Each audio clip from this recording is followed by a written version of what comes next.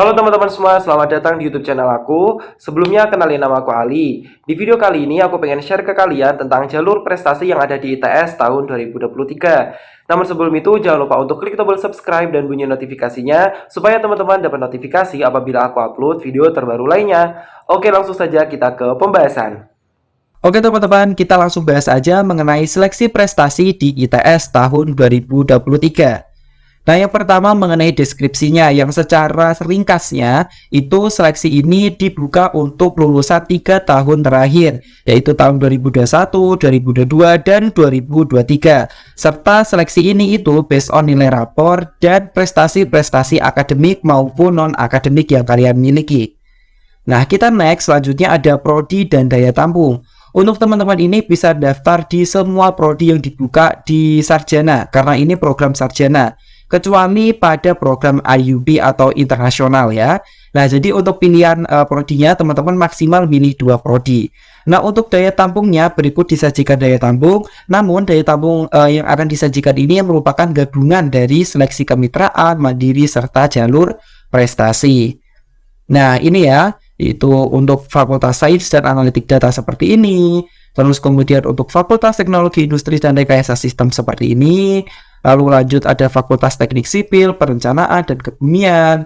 Lalu ada juga Fakultas Teknologi Kelautan. Ada juga selanjutnya Fakultas Teknologi Elektro dan Informatika Cerdas. Lalu ada Fakultas Desain Kreatif dan Bisnis Digital. Dan ini ada keterangannya lagi bahwa ini tuh bukan khusus untuk seleksi prestasi aja ya, untuk daya tampungnya tadi, jadi gabungan kayak gitu. Terus lanjut untuk keketatannya juga udah diklasifikasikan atau dikategorikan juga.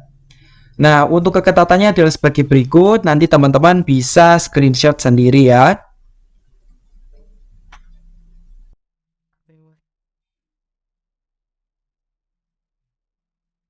Nah, kita lanjut di ketentuan seleksi prestasi tahun 2023. Nah, ini terakhir aku lihat pada 6 Februari tahun 2023. Di websitenya masih seperti ini, jadi kita bisa gunain sebagai acuan ya untuk yang tahun 2022 ini, karena mungkin kurang lebih sama lah ya. Nah, untuk seleksi prestasi ini based on nilai rapor dan prestasi kalian ya, baik akademik maupun non-akademik, udah aku jelasin tadi.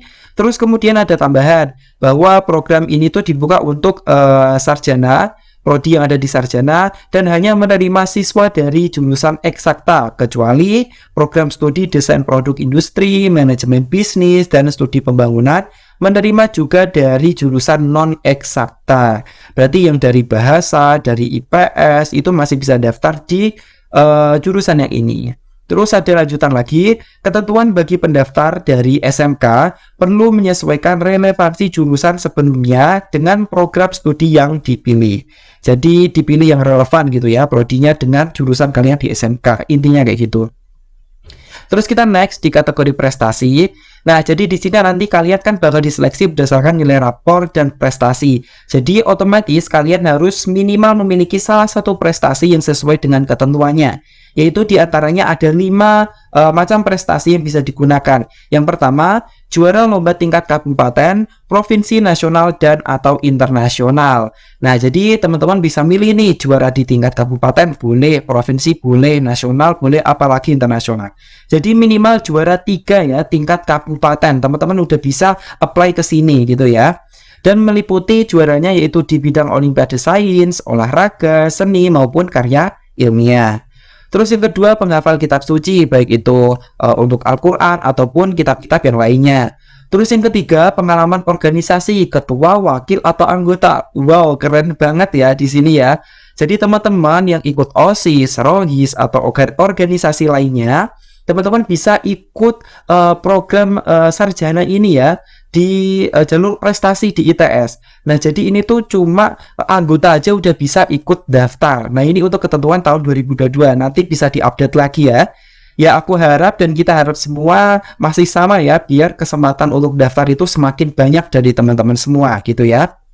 Terus lanjut yang keempat, peringkat 1 sampai 15 final siswa di sekolah, atau dalam tanda kurung mengikuti ketentuan pemeringkatan siswa eligible SNMPTN. Jadi untuk pemeringkatannya ini mengikuti pemeringkatan yang SNMPTN ya, atau yang sekarang ini SNBP. Nah, ini untuk tahun-tahun sebelumnya ya, semoga aja tahun ini masih sama.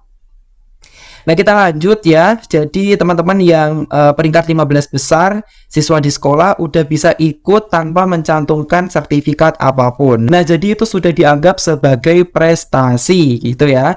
Terus yang kelima, pengalaman ketua panitia. Nah, ini buat teman-teman yang jadi ketua panitia boleh banget daftar ke sini di event apapun karena di sini nggak disebutin eventnya. Terus kita next, semua prestasi yang diunggah harus dilampiri bukti prestasi, yakni dengan sertifikat, piagam penghargaan, surat keterangan, atau surat rekomendasi dari kepala sekolah. Template surat rekomendasi terbaru dapat diunduh di sini. Nah, kayak gitu ya. Nanti aku tunjukin untuk surat rekomendasinya di next slide. Nah, selanjutnya untuk yang prodi bidang ilmu seni rupa di ITS, maka teman-teman harus mencantumkan instruksi kerja, terus kemudian pernyataan keaslian karya, terus template pengumpulan portofolio. Nah, next, persyaratan khusus yang harus dipenuhi bila keterima di prodi di ITS. Nah, yang pertama, ini ada Fakultas Teknologi Industri dan Rekayasa Sistem. Terus ada teknik sipil, perencanaan dan kebumian, terus desain kreatif dan bisnis digital. Nah, di prodi-prodi yang ada di fakultas ini tuh tidak membolehkan kita buta warna. Nah, jadi harus dites ya nanti ketika udah keterima dites apakah memenuhi persyaratan atau enggak gitu ya. Kalau semisal enggak memenuhi persyaratan, jadi teman-teman auto gugur ke sini gitu ya, enggak bisa jadi mahasiswa baru di ITS. Tapi ada pengecualian nih di next slide ya. Nah, ini ada pengecualian ketika pendaftar yang memiliki fasilitas mandiri untuk membantu fungsi penglihatan terhadap pengenalan warna dan memastikan bisa mengikuti perkuliahan secara normal, tetap diperkenankan mengajukan pendaftaran pada prodi di atas.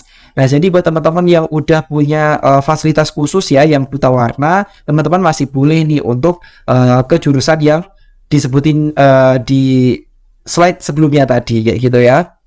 Jadi ada kekhususan gitu ya. Terus next, untuk pendaftaran seleksi prestasi tahun 2023 ini masih akan diupdate lagi. Terus untuk biaya pendaftarannya 250.000. Nah, terus selanjutnya untuk pendaftar dengan KIPK atau KIP kuliah tidak dikenakan biaya pendaftaran. Dengan ketentuan prodi yang dipilih itu terakreditasi A atau unggul. Daftar prodinya nanti akan aku tunjukin di next slide. Jadi stay tune aja di video ini. Terus kemudian tata cara pendaftaran online. Nah, yang pertama, bagi pendaftar baru, buat akun dengan registrasi di MyITS Admission melalui admission.its.ac.id. Nah, terus teman-teman mengisikan beberapa informasi sebagai berikut, yang meliputi NIK, terus kemudian pas foto berukuran 4x6 dengan background warna biru atau merah dengan ukuran file maksimum 1024 KB dan resolusi minimum 64x64. Skep kartu identitas yang meliputi KTP dan KK. Foto diri memegang kartu identitas sebagai bukti aja ya ini tuh. Kalau semisal KK dan KTP-nya ini punya kalian kayak gitu. Terus yang kedua, teman-teman langsung bisa login ke MyITS Admission tadi menggunakan email dan password yang digunakan untuk daftar. Nah, langkah selanjutnya ini ada tampilan ya ketika teman-teman buka Admission ITS AC ID. Nah, terus lanjut yang ketiga langkahnya melakukan pendaftaran seleksi jalur prestasi di admisi sarjana prestasi tadi ya, di admisi ITS tadi. Nah, terus untuk melakukan pendaftaran secara online, calon peserta harus menyiapkan beberapa berkas sebagai berikut. Yang pertama, nilai rapor semester 1 sampai dengan 6. Nah, ini ada poinnya lagi, 3 poin lagi untuk nilai rapor.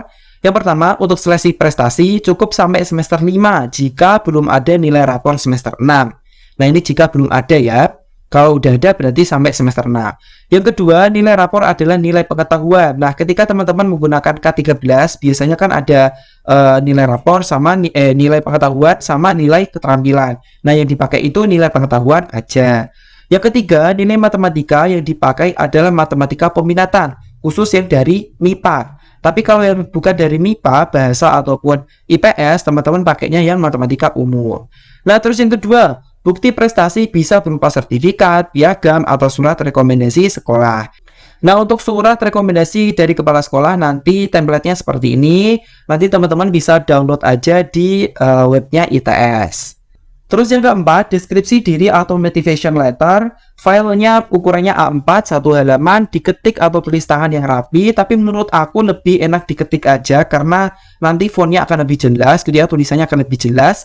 Terus kemudian berisi penjelasan tentang prestasi, keaktifan di masyarakat, dan keterampilan atau keunggulan yang dimiliki oleh calon mahasiswa atau yang daftar. Yang kelima, portofolio desain bagi pendaftar yang memilih program studi desain produk industri, desain interior, dan atau desain komunikasi visual atau di kafe. Terus ada instruksi kerja dan pernyataan keaslian karya serta template pengumpulan portofolionya itu dapat diunduh yang di laman tadi gitu ya. Terus ada lanjutan lagi karena nanti teman-teman bakal submit di webnya ITS. Jadi ada ukuran maksimum yang bisa disubmit itu berapa sih gitu ya. Nah, jadi ukuran maksimumnya setiap berkas itu 1 MB ya, maksimum setiap berkas kecuali portofolio yaitu 10 MB. Terus sampai yang keempat atau step yang keempat yaitu calon peserta mengisi formulir pendaftaran online sesuai dengan petunjuk. Nah, usahakan pengisian secara urut pada isiannya, terutama pada tab pendidikan. Nah, terus yang perlu diperhatikan adalah semua informasi yang diisikan di kurang ini harus benar. Ketika ada kesalahan atau kecurangan, maka dapat didiskualifikasi ya oleh teman-teman. Jadi, usahakan teman-teman isi sebenar-benar mungkin, jangan sampai ada kesalahan sebelum difinalisasi. Nah, terus sampai yang kelima, memilih prodi. Nah, untuk pilihan prodinya maksimal 2 prodi ya. Dan seperti SNBP maupun SNBT, urutan pilihan prodi ini menjadi urutan prioritas gitu ya. Terus kita next untuk langkah yang keenam, setelah dipastikan semua data benar, lakukan finalisasi. Nah, terus kemudian teman-teman akan mendapatkan kode pembayaran. Lalu kemudian teman-teman harus bayar dulu nih. Nah, setelah teman-teman bayar, nanti teman-teman bakal dapat kartu pendaftaran seperti yang ada di poin ke-7. Nah, terus untuk langkah yang ke-8, peserta harus menandatangani kartu bukti pendaftaran dan harus menyimpannya dengan baik-baik nih. Karena nanti ketika ada verifikasi, setelah teman-teman dinyatakan lulus, kan ada verifikasi. Nanti teman-teman bawa bukti pendaftaran itu sebagai bukti kalau semisal memang itu beneran teman-teman yang daftar. Oke, kita lanjut untuk pendaftaran ulang seleksi prestasi nanti akan diumumkan lebih lanjut ya, dan teman-teman bisa melakukan pengisian ini ya, data secara online ketika nanti teman-teman udah dinyatakan lulus ya, lalu melakukan daftar ulang di web ini. Nah, nanti tampilannya seperti ini. Terus kita next untuk biaya pendidikan seleksi prestasi. Nah, yang perlu teman-teman ketahui nih, untuk biaya pendidikan di sini itu di jalur prestasi itu menggunakan yang namanya uang kuliah. Nah, namun uang kuliah ini berbeda dengan UKT ya, jadi berbeda lagi. Nanti aku kasih tahu berapa nominalnya.